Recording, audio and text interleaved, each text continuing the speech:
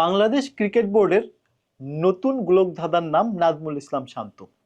নাজমুল ইসলাম শান্ত কেন গোলকধাঁধার নাম সেটা একটু ব্যাখ্যা করি। নাজমুল ইসলাম শান্ত লাস্ট তার অর্ধশত রান পেয়েছিল এশিয়া কাপে। এশিয়া কাপের পরে প্রায় 17টা ম্যাচ তিনি খেলেছে, তার মধ্যে কোনো অর্ধশত বা খুব গুড স্কোরিং কোনো ম্যাচের দেখা পায়নি। ইভেন দো আমরা সদ্য সমাপ্ত যে সিরিজটি খেললাম ওডিআই সিরিজ নিউজিল্যান্ডের বিপক্ষে, সেই সিরিজে যেটা হয়েছে প্রথম ম্যাচে কিন্তু নাজমুল শান্ত 3 নম্বরে ব্যাটিং করেছে এবং 0 রানে আউট হয়েছে। এখন যেটা বলতেছিলাম, এই নিউজিল্যান্ডের বিপক্ষে নাজমুল শান্ত চ্যাম্পিয়ন্স ট্রফিতে লাস্ট অর্ধশত করেছে এবং ওই ম্যাচটাতে নাজমুল শান্ত খেলেছে ওপেনিং পজিশনে। এরপরে নাজমুল শান্তকে নিউজিল্যান্ডের বিপক্ষে যে সদ্য সমাপ্ত সিরিজে প্রথম ম্যাচে খেলানো হলো 3 নম্বর পজিশনে। 3 নম্বর পজিশনে সে 0 রানে আউট হয়েছে। পরের ম্যাচটাকে নাজমুল শান্তকে নিয়ে আসা হলো 4 নম্বর পজিশনে। নাজমুল শান্ত সেই 17 ম্যাচ পরে গিয়ে অর্ধশত পেল নিউজিল্যান্ডের বিপক্ষে। কোন পজিশনে? Position number 4। এবং তার পরের ম্যাচে যেটা হলো, এবং এই যে 4 নম্বর পজিশনে অর্ধশত করলো, সেই ম্যাচটাই কিন্তু সেই ম্যাচটা শেষে সম্পূর্ণ করে যেতে পারেনি, কারণ সে ইনজুরির কারণে মাঠ ছেড়েছিল। পরের ম্যাচটায় আবার তাকে তার ফেভারিট 4 নম্বর পজিশনে জায়গা দেওয়া হলে সে ক্যারিয়ারের চতুর্থতম শতরান তুলে নেয়।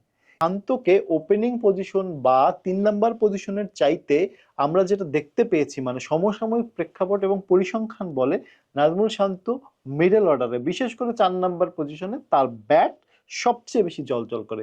সেই জায়গাগুলোতে একটু স্পেসিফিক করি, একটা ধারাবাহিক পারফর্মার মিডল অর্ডারে খুব বেশি জরুরি। যে জায়গাটায় সবচেয়ে বড় রোল প্লে করতো, আমরা ওই সময় দেখেছি মুশফিকুর রহিমকে, মিস্টার ডিপেন্ডেবল খ্যাত, সেই জায়গায় আমরা দেখেছি সাকিব আল হাসানকে। এবং আমরা লাস্ট যে ম্যাচটা দেখলাম, লাস্ট ম্যাচটা মানে নিউজিল্যান্ডের বিপক্ষে সিরিজ নির্ধারণী যে ম্যাচটা, সে ম্যাচটা যে জায়গাটা তৈরি হয়েছিল 32 রানে 3টি উইকেট পতন হয়ে গেছিল।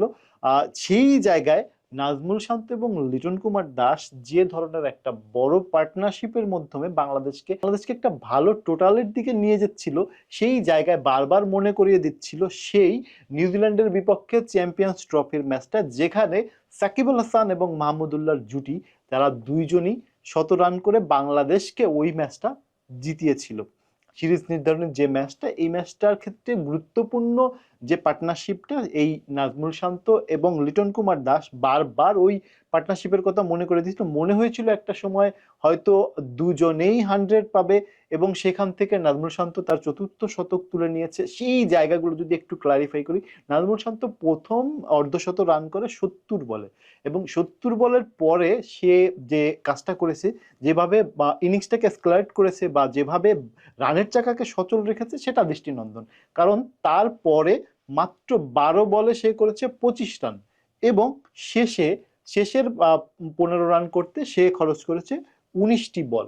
মানে যে জায়গায় যেভাবে দরকার ছিল ঠিক সেইভাবে তার যোগ্য সঙ্গ দিয়েছে লিটন কুমার দাস। কেন? লিটন কুমার দাস যখন ব্যাটিং করছিল বা সে যখন 50-র কাছাকাছি, সে প্রথম বাউন্ডারিটা মেরেছিল 60 নম্বর বলে এসে, তখন ধারাভাষ্যকাররা বারবার একটা পরিসংখ্যান খুঁজতে চেষ্টা করেছিল যে কোনো ব্যাটার ওডিআইতে এমন কেউ আছে কি যে সিঙ্গেল একটা বাউন্ডারি না মেরে তার অর্ধশত পূরণ করেছে।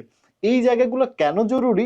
সেটা জরুরি এই প্রেক্ষাপটে, কারণ মিডল অর্ডারটা খুবই ভাইটাল একটা স্পেস, যেখানে এই ধরনের একটা ব্যাটিং কৌশল খুবই জরুরি, যেখানে বাউন্ডারি না আসুক, স্ট্রাইককে রোটেট করার ক্ষমতা বা স্পিনকে ভালোভাবে টেকনিক্যালি হ্যান্ডেল করার ক্ষমতা, এই জায়গাগুলা নাজমুল শান্ত এবং লিটন কুমার দাস দুইজনই খুবই সফলভাবে এই জায়গাটা এক্সপ্লয়েট করেছে। লিটন কুমার দাসের যেটা হয়েছে, লিটন কুমার দাস বড় কোনো ইনিংস পাচ্ছে না, রিসেন্ট টাইম বড় পারফরমেন্স আছে, তারপরও তার একটা রানের ধারাবাহিকতা আছে। আমরা আস্থার জায়গায় রাখি লিটন কুমার দাসকে।